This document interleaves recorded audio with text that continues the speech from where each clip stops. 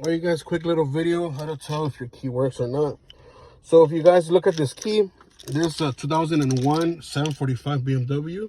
Okay, system EWS. We're gonna put the key in here and we're just gonna turn it just a little bit until we see those lights go on.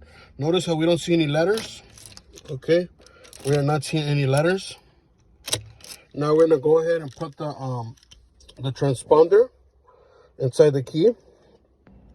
Okay, now here's the key with the transponder. I'm gonna put that in there. As you can see, it says ignition. It says key and ignition lock. Okay, and that only happens when the transponder is in there. So that's how I know this key is good, because it's reading the key. Now watch when I take it out of there and I try to turn it on. See how it doesn't say anything?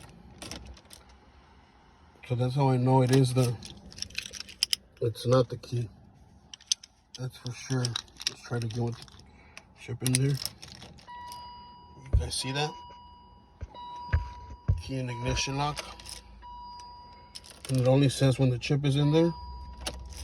Once again, we're gonna take that transponder chip out. Check it out. So we know it's not the key. Okay. Go ahead and go transponder.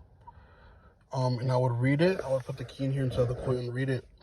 And if it's a good key, I would get some data. And if the key is not good or it's not reading it, it should pop up with this sign right here, no transponder detected. Okay, and that's how I would check with my machine.